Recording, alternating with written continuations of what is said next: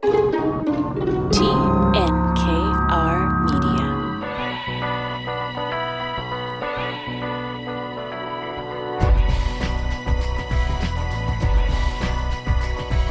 Welcome back to Inspiring Entrepreneurs Montreal, showcasing stories from outstanding business people by BDO Canada. My name is Dan Delmar, along with Mike Newton this afternoon from BDO Canada. Mike, welcome back. Hey, Dan, how are you? Excellent. How are you? Good, thanks. Today, interesting product. I mean, this is kind of a first for us. It's aftermarket furniture and finishings for kitchens, bathrooms. So Steve Kiekeman Fontaine is the co-founder of BoKEA, which sounds like IKEA on purpose because they make IKEA Bo or better. So he has all these finishings that go on top of your IKEA products. And so you order your IKEA and then you basically customize it with BoKEA. Yeah, and it you can do it two ways. You can either do it from the initial installation, or you can, if you're looking for a refit 10, 15 years down the road, and you want to change your cabinets without changing, shall we call it, the bones of everything.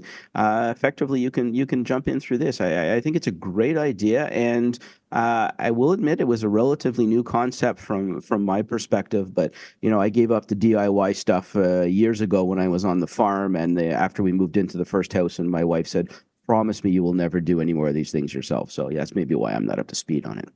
Well, they certainly take the pain out of some of those kitchen renos, and if you can buy IKEA and have high-end finishings at the same time, yeah, pretty interesting product. And this concept popular in Europe, and it's kind of the first time that's been overseas, at least in this neck of the woods. So pretty interesting. And we're also going to ask him, what does IKEA think about all this?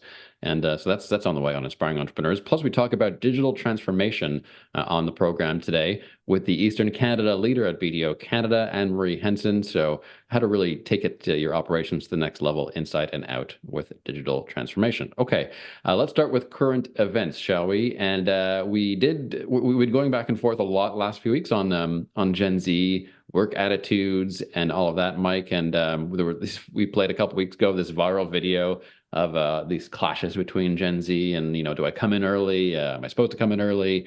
And all of that. And the generation wars are, I don't encourage them, but there are certain clear differences that we should discuss. So this piece from Business Insider about Gen Z job satisfaction and loyalty, and it seems that those stereotypes about loyalty, there might be something to that. Yeah, I think I think it doesn't matter what you read. Someday you're going to get a little bit of a different take on everything. But the interesting element on this is really, I think the Gen Zers are looking for the paycheck, but they're also looking for what the future brings somewhere down the road. And we were all brought up in the work hard, put your head down, and you'll get that promotion. It'll move forward. It might not be at the same speed you thought, but hey, you're going to get there. I think the difference we're getting now with Gen Z is this complete and utter portability. And I think a lot of them have been burnt. And we look at the last 4 or 5 years as we've come out of COVID, the concept that if they jump jobs, there's going to be an automatic increase in salary that they're not going to get. And I think, one of the surveys in here says that there's basically a 7% less salary if you stay where you are than if you were to take a new job. Now, obviously, that brings a whole bunch of other questions and comments, but what it says to me is very clear: is you can be totally engaged for a couple of years at your employment and realize that's still not going to solve your problem going forward. And we have to start recognizing that this transportability of employees is something we have to face on a daily basis, no matter how good the environment is. Any quick tips for managing younger workforces and acknowledging that people are working differently these days? Well, I think the reality everybody has to face is the salary is a very transparent discussion. When I grew up, everybody's like, okay, so you got your salary increase, you're doing really well. Not everybody's going to be as good as you, so let's not talk about salary. And, the reality is the only ones that never talked about salary in the back were those that we did well because they didn't want to influence anybody. Everybody else talked. Well, today, it's in many cases, most people know what salary is before they even go in and start looking for a job. So I think this transparency of salary and sticking to the promises you make, if you're going to give somebody an opportunity in 6 months, if you don't give them that opportunity in 6 months, they're likely going to be out the door. Part of that is fostering an environment that is heavy in teamwork and collaboration, and creating an environment where people actually want to contribute and want to work towards something together. This piece from HBR, Harvard Business Review, why collaboration is critical in uncertain times. Your thoughts, Mike? Yeah, I think the natural leadership mentality when we get into difficult times is to kind of hunker down and stop spending money, and you kind of recoil to a certain degree. And I think what we're looking at, and especially the economy we're looking at now, and the growth rates, inflation, as well as there's been a number of high profile layoffs in various organizations, is what are the things you can look at to redefine and not necessarily have you recoil to a cave, and stop looking at things. So redefining the meaning of scarcity. I mean, the reality is, as we go into tougher times, resources become more scarce. Which ones are scarce and which ones are important, and which ones do you want to focus on to build around from a scarcity perspective? If that's a people issue, if that's a product issue, you need to redefine what scarcity really is, as opposed to what you used to think it was. The other thing you have to do is experiment with options. I mean, there's no doubt that the concept. People have a tendency in more difficult times to stay the course, and they forget to run with options and ideas and experimentation. And sometimes these are the best times to do it. Dan, 15 years ago, that's how we ended up with a radio show. We took a period that was just very uncertain and took advantage of things. So I think you have to recognize that this is part of not stopping to spend, but how to spend, where to spend. That's that whole concept of scarcity of resources. Indeed, this story is kind of right up my alley, and it has to do, well, I guess, tangentially with PR, but how companies should weigh in on a controversy, again, from HBR. First, Mike, at a top level, what's your view on that, on how leaders can weigh in on controversies that have their workforces talking? Well, yeah, there's got to be a consistency of message, and if you're going to get your workforce to speak for you, you got to stand behind them. I mean, and part of this issue with this article revolves around companies who say one thing and do something else, right? I mean, the proof is not in what you say; the proof is in what you do. And if if you're not going to stand behind the message, you're not going to stand behind the people, then why are you even putting it out there? One thing from the PR aspect that I'd like to run by you, Mike, and I say this to clients often, is ask yourself, do you actually have to weigh in on this? There's a lot of political stuff in the news, global conflicts. Do you really need to take a position? And would it benefit your workforce if you did? Most definitely. I mean, certainly through COVID, when everything was glaring and people were looking for some leadership, people felt it was a necessity to chime in on something. I think it's equally difficult to not say something in a situation, and I think you have to be careful. And certainly, as a leader of an organization, and I hate to say this, but we've seen this with people like Elon Musk and a few others. You know what? Keep your personal opinions to yourself.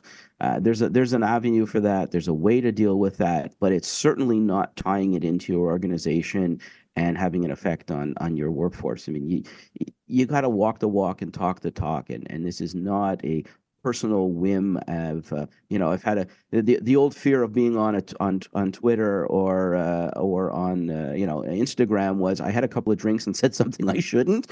Oh, you know what? People in today's world are doing that without the drinks.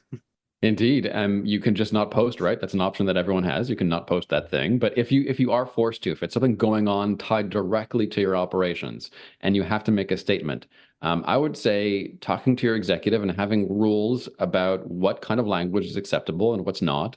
And it'll vary for every organization, but just having something to go to, a document, a set of guidelines, basic broadcasting rules for social media, all that I think will make the crisis procedure a lot easier down the road. Yeah, and I kind of have the rule of, I want to sleep on it. If it's something that's controversial and it hits me at a point in time at a 4 o'clock on a Tuesday afternoon, if I think that this may be an issue, then I need to sit on it a little bit to make sure that it does get the right message out, and it's not purely coming out as Mike being emotional, but rather as a direction or a leadership coming from somebody that has an influence, and people have to recognize in positions of leadership, you do have influence. Lastly, in the current events file, I want to talk about a bankruptcy, but I want you, Mike, to bring us out of the bad news here, because if you are faced with bankruptcy, there is a way out, right? And so one gigantic company in Quebec is in trouble right now, Energy Cardio, the chain of gyms, and a lot of assets there. I'm curious about your perspective on that, but also about your perspective about those who can rebound after bankruptcy. Our recent guest Juliette de Chocolat was in bankruptcy protection and found their way out of it. What do you have to do, especially if you have a lot of hard assets, to find a way out of that situation? Well, I think there's two things. And if you take most entrepreneurs and if you take most people that have either invented something, and whether that's a concept, a process, a product, you are likely going to fail at some point. And whether that ends up in bankruptcy or it doesn't end up in bankruptcy, the reality of accepting the fact that you are going to fail has to be part of your DNA in order. And I think if you come at it with that type of mentality to begin with, there's always there. Look, there is always a way. There's bankruptcy protection. There is the sale of assets. There is partnership. I mean, there are a number of ways that you can address this. It's reorganization. And I think we're going to be seeing probably a lot more of these in the coming year, from a bankruptcy perspective, and whether that's corporate or whether it's personal. There is life the day after. But I think it's about surrounding yourself with the right people and the right advice. And we'll see from there if you can continue to move forward. But you can't. It's very hard to turn around and say, you know what, I just failed. I got to get back on my feet. And I think for some people, I hate to say this, have made careers about going bankrupt and reemerging somewhere else. And that's not necessarily what I'm talking about here. I'm talking about that honest entrepreneur who just did something wrong, learn from your mistakes, find that out, and yeah, there is life tomorrow. And I got to tell you, I have a number of clients who have been through that route before and have reemerged stronger. So there is hope out there. There is that one prominent example you're making reference to, but we won't go there. There's a few of them. And let's get right to our entrepreneur. Interesting concept, a first in Canada. Steven Kiekeman Fontaine is the co-founder of BoKEA, and they're all about aftermarket IKEA products. Steven, welcome to CJAD. Thank you for having me. So please explain a little further, what is BoKEA? Yeah, so BoKEA, we create and manufacture high-end fronts for IKEA cabinets. So basically, you start with IKEA, you buy the cabinets and the hardware from IKEA, and then afterwards you buy the doors, the panels, the kick plates, everything from us after. So it's the perfect price quality ratio that tend to lower the cost by 30 to 50% compared to any other cabinet maker. So you're still using the bones then from the IKEA furniture, correct? Exactly, all the structure. So the cabinet, like the white box, this is the cabinet, and then afterwards you buy the all the hardware, because all the hardware from IKEA is made with a company called Blum from Austria. So they only make high-end hardware. So yeah. What brought this on? I mean, well, many of us have spent more than our share of time in IKEA, as well as definitely more than our share of time assembling IKEA furniture once we brought it home. And needless to say, there's always parts left over. But what prompted this, and how do you see the value? I mean, you mentioned the price had dropped. So you're taking what has traditionally been a relatively lower end price point and now moving up the quality. Yeah, exactly. Or we tend to go down the other side. So maybe 70% of our clients go to a cabinet maker, like a kitchen manufacturer, and then afterwards comes to us because they get a quote from them, like it's in the many, let's say $50,000. So they come to us afterwards, and they have the same quality. So let's say it's a walnut kitchen that the client that the client wants. Then comes to us, gets the same or better quality kitchen for $25,000 or $30,000. So there's a big gap between the two. So this isn't geared at my 129 bookshelf. This is geared at some of the higher end IKEA installations, correct? Yeah, exactly. Yeah. Where did it start? How did you come up with that thought process? What prompted you to play in this space? It started. I did a lot of construction in my younger years, I would say, and maybe I did a lot of real estate also. So I always pick IKEA for all the kitchen and the cabinet making in the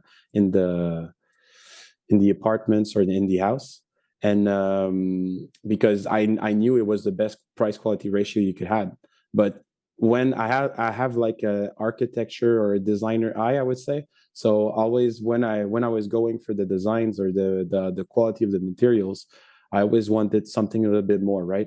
So I tend to see all the companies that did this in Europe, and there are some in the US also, but not many. And I was like, this is a good idea. So started the idea about 2 years ago. And we started our operation about a year ago. We just had our first anniversary about 15 days ago. Yeah. So yeah, that's it. That's where the idea came from. So is this something, I mean, if I'm going to remodel my kitchen, this is obviously an option that exists. Is this Yeah. also for the initial installation as well? Yeah, so it depends. It depends what kind of client, because we have many sort of client, right? We have the client that is 100% DIYer, I would say, so do it yourself, that buys the cabinets and then go on our website because it's an e-commerce and buy the materials that they want. Or we have, on the other way, I would say, is the client that want like a 100% clé en main, I would say. So we can take this client that wants us clé en main, and yeah, so there's many ways to go with us. Talk to me a little bit about communications and sort of the subculture that you're drawing on from the hacking or the do-it-yourself hack subculture that's popular on TikTok. Yeah, it's a big population. There's a lot of people that they want to do their whole kitchen because they want to save money, but they also want to do the process, right? It tends to be like something that is satisfying.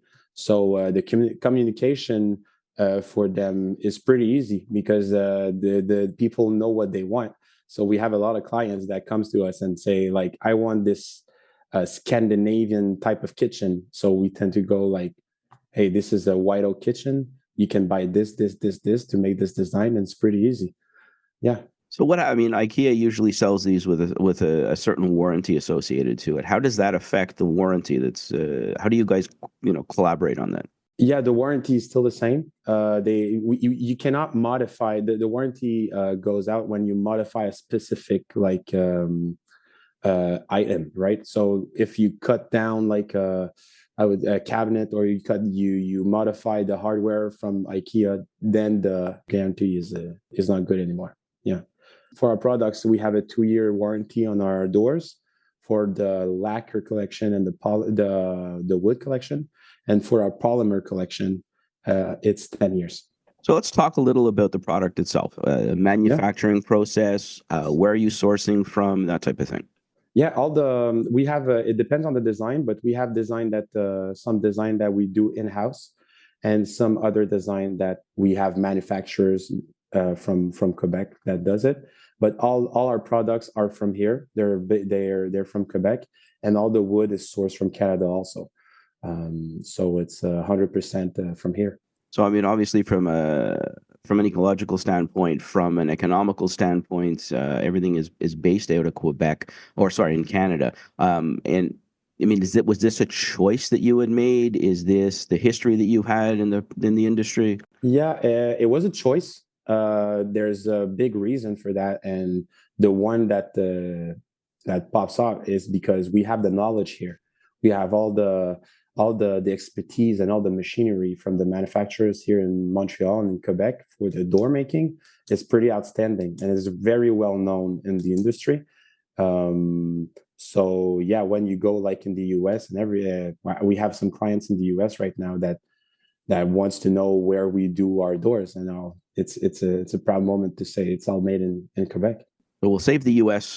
Foray for the after the break. But I guess the last question I have in terms of the design, I guess there's a limited number of opportunities. This is not necessarily custom made doors, correct? This is, you have a catalog of doors and people choose from, or do they have the opportunity to custom make them? When you say custom make them, you say about the format or the design? The design. The design, yeah. We have a catalog. We have 12 designs. They're all specific measurements for IKEA, but we can do custom measurements also.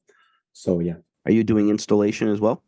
We don't do installation. We do the installation process. We have some installers that we just refer because they're good installers. So if, like I said, if you want a solution that's 100% turnkey, well, you can have one of our installers that we refer. Is the installation easier or more difficult than original IKEA parts? It's the same. It's really the same. The holes are the same. The formats are the same. So you can take the installation like a manual from IKEA, and it's the same than IKEA. Yeah.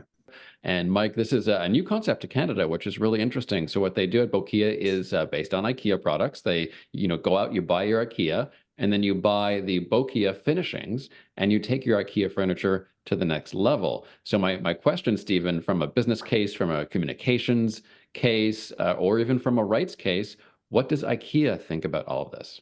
Well, it's a good question, and it's a it's a new concept here, right, in Montreal and in Quebec, but it's not a new concept in the world. There's about 20 or 30 companies from Europe doing the same thing.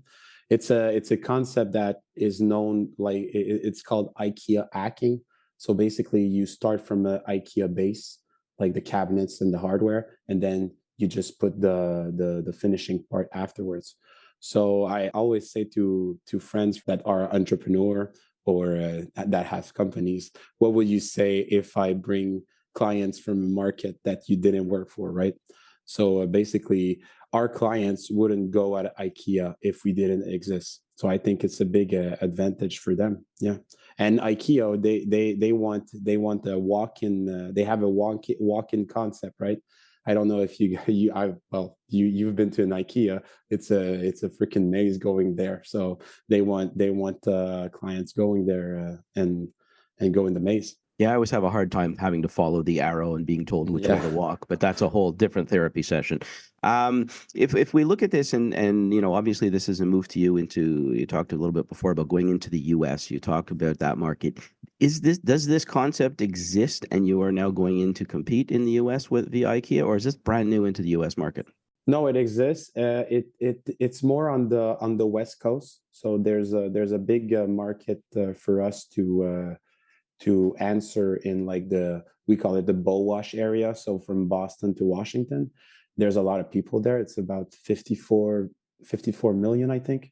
So yeah, so it's not a new concept there, but we have a nice offer for this market, right?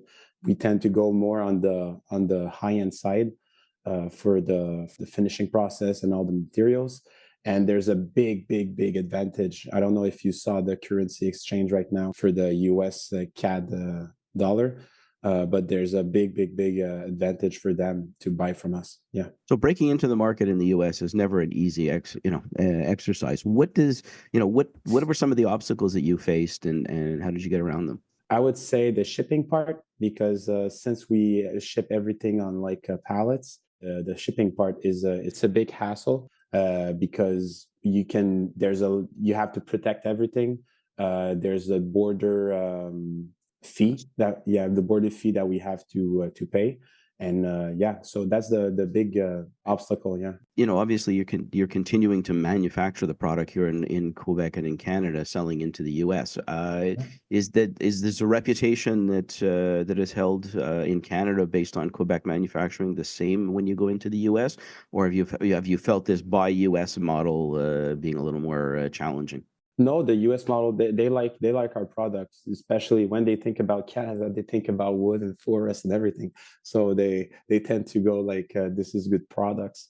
And we just to let you know we have a lot of manufacturers of doors and whole kitchen here in Montreal and in Quebec, and 70% of everything is exported to the U.S. So they tend to know we have a good quality of products. When you crossed into the U.S., was this in conjunction with IKEA, or was this a separate foray? It's a separate, yeah. Okay, and you're getting the same support and the same guarantees and the same it's the same with them in the U.S. Okay. Yeah. Excellent. Give us a little bit of history of yourself. I mean, you said you worked in the construction industry for a while. What drove you to be in this space? What kind of education has brought you to working so closely with IKEA? Well, I think the best way to explain it is I was a good client. I was looking in the market, and there was no answer for the needs that I had for the kitchen and everything I was doing in the construction. And if you're a client, there must be other people that wants that kind of product, right? So that's why we created BoKEA. Taking a look at the website now, and we're talking about e-commerce in a few minutes on the show. Love the website. The content is really nicely explained. The Thank you. 3 steps, how it works, buy the IKEA, add the BoKEA. Really beautiful and simple. What's your strategy for e-commerce, and what are you working on in terms of R&D there? There's all kinds of ways you can play around, I think, with design with a product like yours. Yeah, for strategy, since I think like when you're a new website, there's like 3 things that you can do to bring your website on the next level. We tend to do a lot of collaboration with influencers and designers to like showcase our website. Um, the website, all our offering on the website, we have about 200,000 products. So it's a big machine that we have to put to date. And yeah, so it's a pretty new concept also to buy your kitchen online. So we have to take the clients and take them by the hand to show the step-by-step process for buying their whole kitchen. But there's a lot of people buying stuff from the internet, so there's a big market there, and people are getting used to it. Yeah. Are you doing other marketing other than online via e-commerce? Is there No, it's anything? pretty much just online. Yeah. Okay, and I mean, if you go through the website, like Dan says, it's significantly more user friendly than some of my instructions from IKEA have Yeah. been over the years. I look at this and you say, how much of how much influence does IKEA have in the design side of this? Like, I mean, are you using IKEA designs? Are No, you? no, we don't. It's all separate. The only thing that we're based, we have to be based on this is their IKEA kitchen planner. So it's a planning like software that they have that when you put a cabinet, all the hardware, you're gonna have like a list ready to order afterwards. That's the only thing that we're working with IKEA.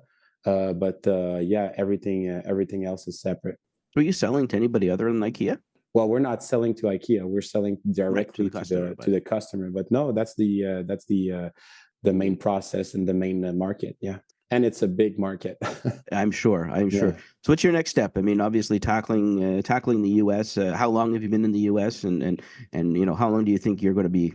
pushing here? And then where do you go from there? The next step, well, we just started in September to sell in the US. So it's still our biggest step and our biggest challenge in the next months. But yeah, it's getting the brand known, getting and it's weird because when I started the company here in Montreal with Alex, it was Alex, my partner. The main challenge was telling people that you could do this, right? It was teaching people about the concept. When I go to the US or when I talk to designers or end users in the US, they already know the concept. So it's pretty it's a lot easier to sell a kitchen there than here. But yeah, so it's for the challenge for the next years and the next months, it's getting the company bigger and getting our team bigger also. Yeah. You look at keeping everything in Quebec from mind and management at this point? Yeah, for now, yeah, for the next 3 to 5 years, it's going to stay here for the reason that we just talked about, all the manufacturing and all the knowledge here that we have. And yeah, Well, Steven, thanks so much for stopping by. You're going to hang around. We have you one piece of advice for inspiring entrepreneurs in just a few minutes. But first, let's check in with our BDO specialist. Anne-Marie Henson is the Eastern Canada leader at BDO Canada, here to talk about digital transformation. Anne-Marie, welcome to the show.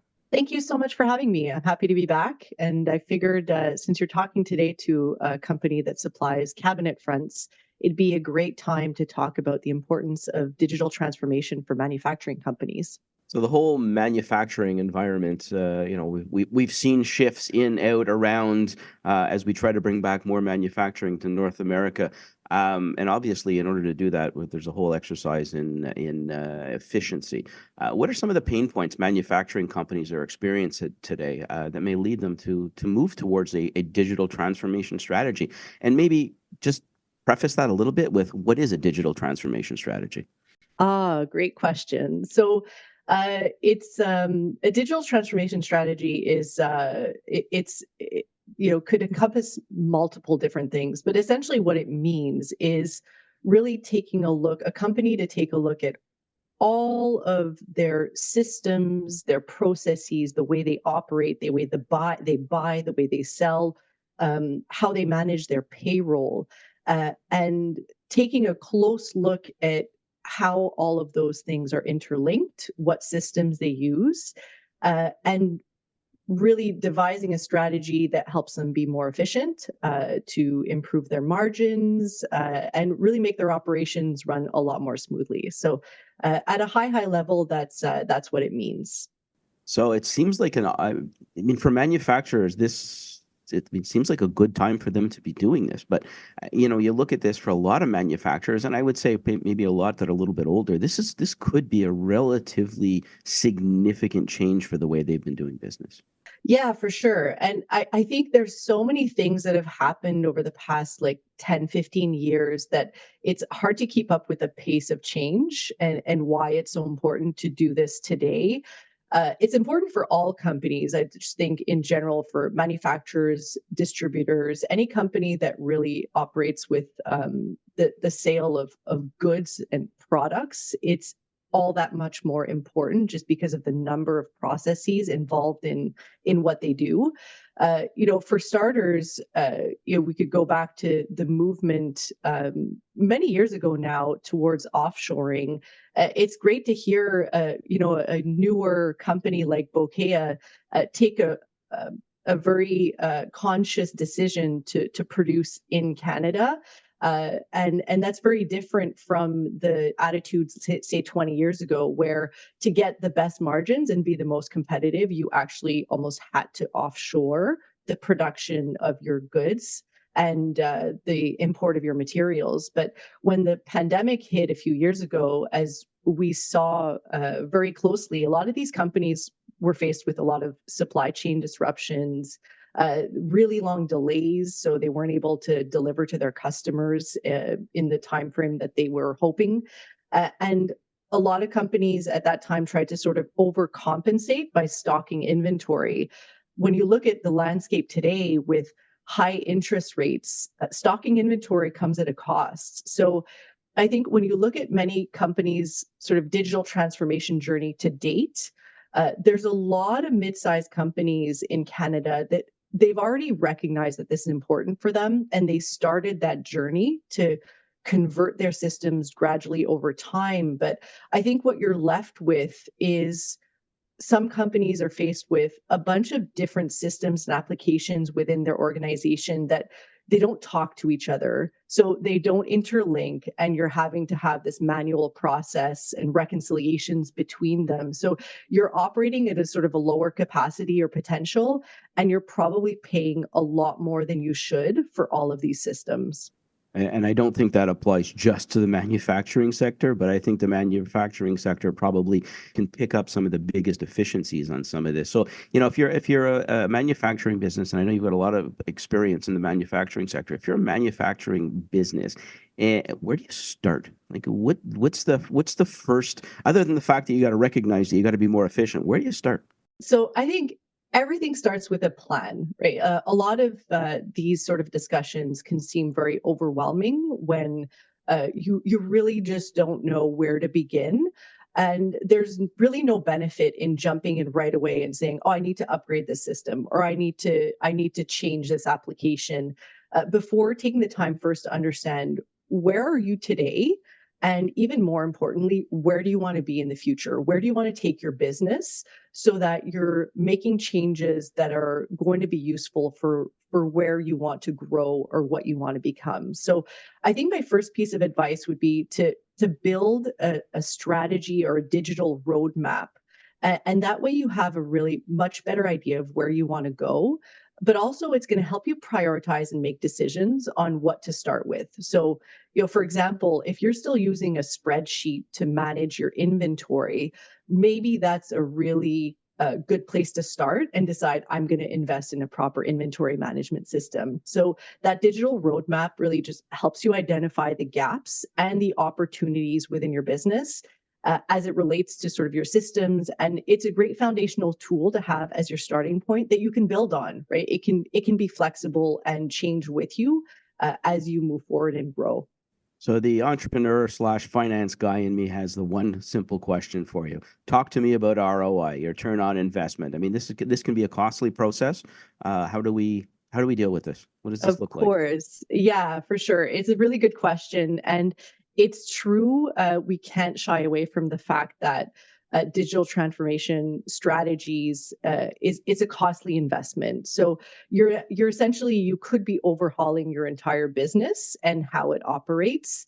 And there are actually studies that show that concerns over cost is actually the number one reason that Canadian manufacturers today have delayed their adoption of new technologies. So this is a real concern for entrepreneurs.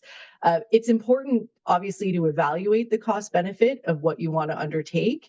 And I think the best bet is to work with an advisor who can help you assess what is that potential ROI. So what are you going to get in the future? What are you going to save? What's your future capacity potential to grow revenue versus the initial cost, so that you can get a better idea of whether it's worth it or not and when you should spend that money. And it's important, I think, to work with an advisor or consultant who has a solution that's scalable. What works for one company or what one company is willing to pay at that time is not necessarily what you are willing to pay or invest or what you need today. So you really need to find someone who's going to find you a solution that's tailored to your needs and help you make decisions on what you want to do today. So there are some times where you realize that there are certain strategies or certain systems that you almost must upgrade because they're outdated or they're not even supported anymore. And other perhaps investments are more of a nice to have, and those maybe you could take care of tomorrow. So I think one thing all Canadian manufacturers need to be aware of is that there are also incentives that are available in the form of tax credits, grants. There's even zero interest loans that are available depending on what you undertake. So it could seem like a daunting task to overhaul and really move towards your digital transformation journey. But I think that there are tools and incentives available to help manufacturers. So one thing's for sure is we've seen a lot of manufacturing companies adopt new technologies recently. So at a minimum, just start informing yourself, like start having those discussions, because the last thing you want is to be left behind by your competitors. Thanks very much, Anne-Marie Henson, Eastern Canada leader at BDO Canada. And don't forget, there's lots of advice and thought leadership from the BDO team at bdo.ca. And as we come to the end of our show, let's ask our entrepreneur, Steve Kiekeman Fontaine from BoKEA, for his one piece of advice for inspiring entrepreneurs. Stephen, what do you think? Yeah, it's going to sound cheesy. Sorry, guys. Well, the one piece of advice I would say is keeping your mind on your mindset on your goal, right? Enjoying the process. That's a big, because the process of entrepreneurship is pretty difficult. So that's the one thing. But the main thing I would say is choosing your company, choosing the people that you work with, choosing the right people to work with, choosing people that doesn't have the same qualities and than you, and to build a great team, because you cannot do this alone. Excellent. Mike, some entrepreneurs, they take a thing or they try to invent a thing, and others perfect a thing or take a thing to the next level. Definitely, we're seeing a good example here, and it's interesting the point that Stephen brought up before about how selling into Canada was a little more complex on this concept, whereas in the U.S. it's already there. I guess I fall into the true Canadian side on this one because before doing a little bit of research, I wasn't overly familiar with this, but I think the concept here is a great one. And really wish in my previous home when we redid the kitchen, I would have known about this at the time because, anyways, I would have saved a few dollars along the way, and probably given the great quality that seems to be there. So, Stephen, I think this is a great piece of that you're contributing to the market, and power to you, and hopefully that this foray into the U.S. is more than just that this is a full blown environment. Thank you. Thanks so much, Stephen. Next week on Inspiring Entrepreneurs by BDO Canada, we'll chat with Camille Delaurier from PickPack, a recyclable envelope company. A reminder, you can subscribe to Inspiring Entrepreneurs Montreal as a podcast on iHeartRadio, Spotify, or your favorite platform for hundreds of local entrepreneur profiles. Thanks, Mike. See you next week. Thanks, Dan.